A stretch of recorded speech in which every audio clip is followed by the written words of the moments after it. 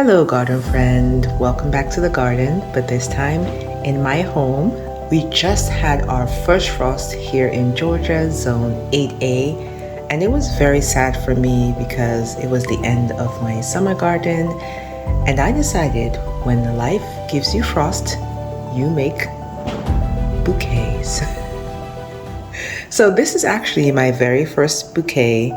I grew flowers for the first time this year, well, on any kind of scale. Last year I grew black-eyed Susans, zinnias, and an alyssum plant. And I only got flowers from the black-eyed Susan and the zinnias, but that was enough to make me fall absolutely in love with flowers. I used to be the girl who would say, if I can't eat it, I'm not gonna grow it, and I am completely repentant now.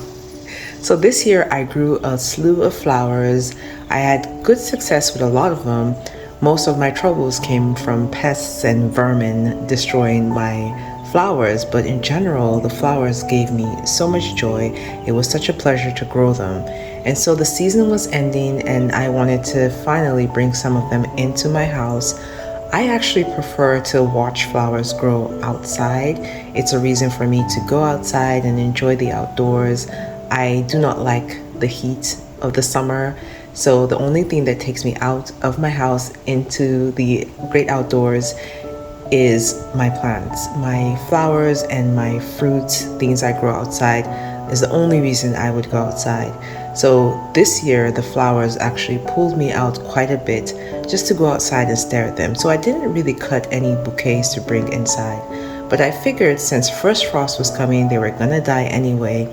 I was gonna take the flowers that were left in my garden and bring them into the house.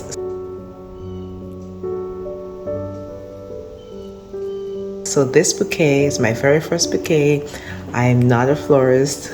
As you can tell, I just started growing flowers, but I wanted to continue to enjoy this for at least another week before they're all completely gone.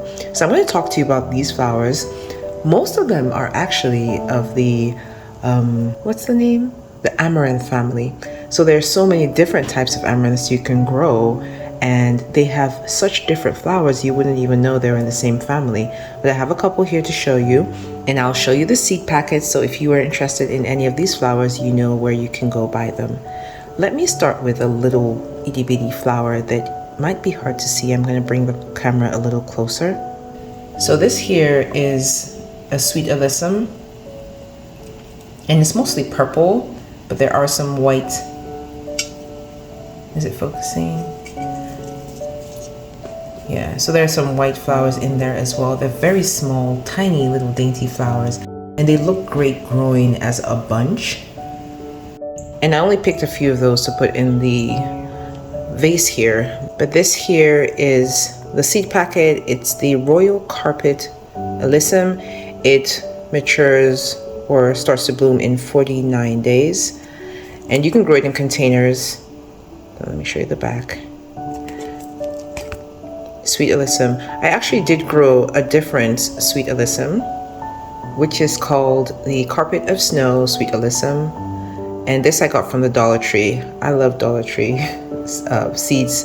They have a wide variety of seeds and they are very cheap. As you can see, this year I got them for $1, which is 25 cents each. Here's the back of the pack. And this sweet alyssum, I grew quite a bit of this and it was gorgeous, very beautiful and low growing. I loved this one. So 2 alyssums, you can mix and match.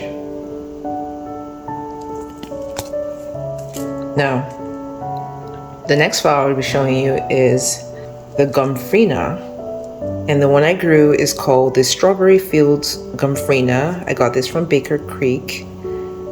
This I will be growing forever and ever. I absolutely love it. The flowers are like little red balls and they look like a little strawberry. It's so pretty. I actually winter sowed this one and a couple other Gompphrenas, but for some reason only this one came up. I also planted this one. It did not come up, but can you imagine these two growing together? You can make a bouquet just of these two and that would be beautiful.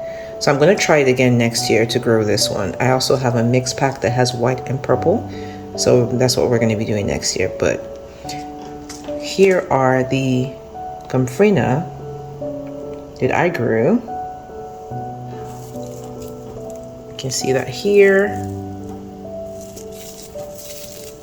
and here. So Gomphrena is also in the amaranth family. It's the globe amaranth is what it's called. Isn't that cool? All right. The next flower is the snapdragon. This is the Black Prince snapdragon. And it's really dark colored. I'm gonna turn this around and see if I can find. I only had a few that started to rebloom because they bloomed in the summer. And then they started reblooming, and there's this flower right here and right here. The Black Prince snapdragon. So these flowers bloomed in the summer and died back. They didn't seem to enjoy the heat very much. And then as soon as it started cooling down again, they started flowering again.